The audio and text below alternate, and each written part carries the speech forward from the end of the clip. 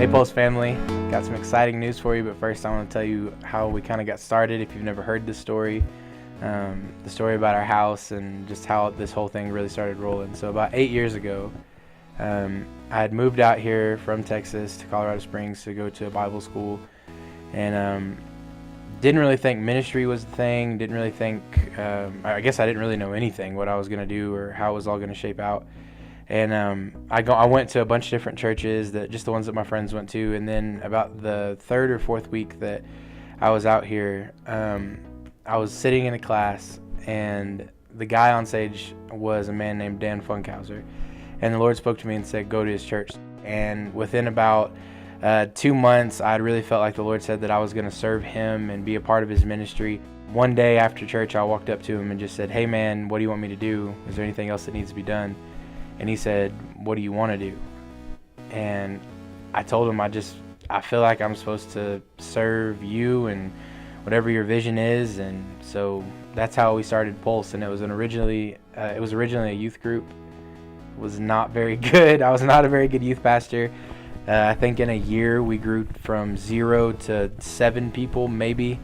And it really didn't materialize. But Pulse had always been in this really strange place because I didn't feel called to start a church. I felt called to serve a man, and Pulse came out of that.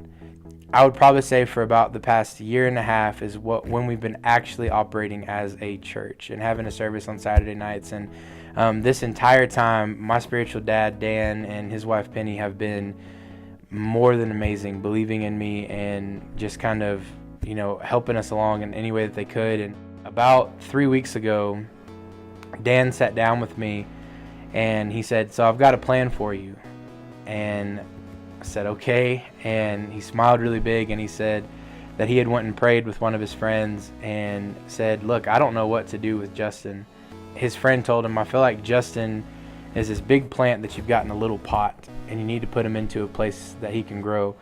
So Dan said, so what we're going to do is we're going to find you your own building. We're going to kick you out of the nest and you're going to go and grow.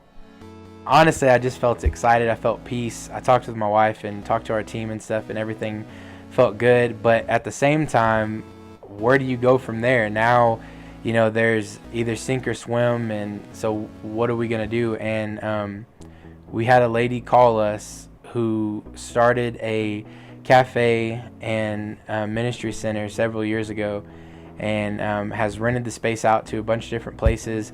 And we had the choice to either rent the building out for one night a week and just kind of go in and do our service and leave, or assume the entire building, come in and make it our home. And when we prayed about it and talked to several of our mentors and people that kind of watch over us, they all agreed that was the way to go.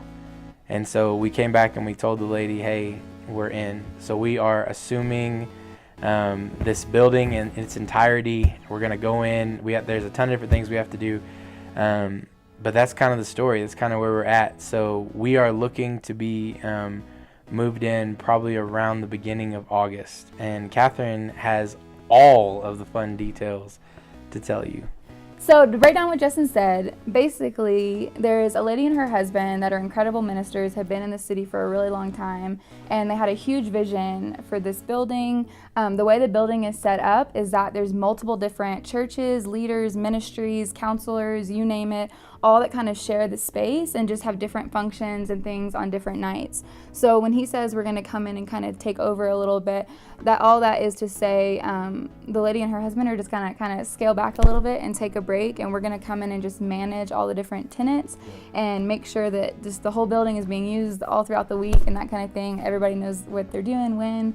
And so we'll still be having a Saturday night service, and we're really excited. We already have a vision.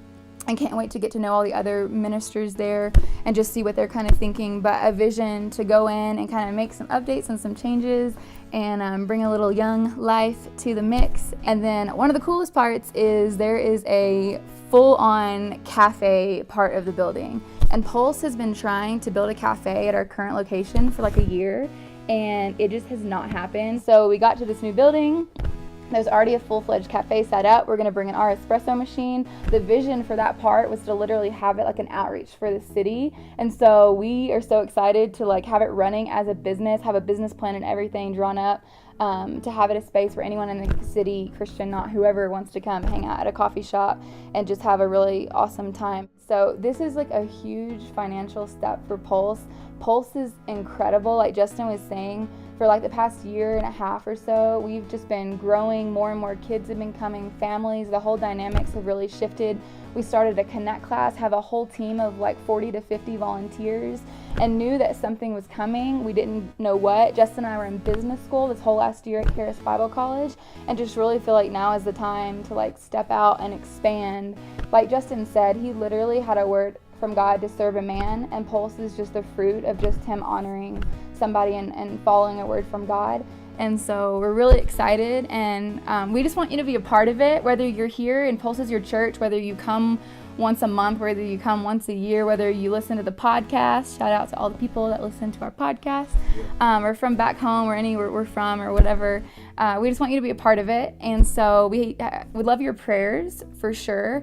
And on our website, if you go to pulse-colorado.com, on the home page, if you just scroll down a little bit, there's a way that you can sign up to receive a newsletter. We're not going to bombard you. No one likes getting a lot of emails, but we are going to just let people know what's going on, what our next step is, when our first service is, and all through the year of our first launch, just what's going on and what God is doing. So sign up for the email reminder, and then as well on the website, if you really have a heart just beyond prayer and that kind of thing and keeping up to just be with us and be a part of this journey, and you want to give financially or any kind of thing, there's a lot of needs that we'll have. This is a huge step for us financially, but we're excited and we know God's going to provide. So there's actually a give tab at the top right corner of our website, and so you can just get on there and give. It's a really secure donation site through PushPay, and all donations are tax deductible. You can even get out your phone and text the word PULSE to 77977 and give right now from where you're at.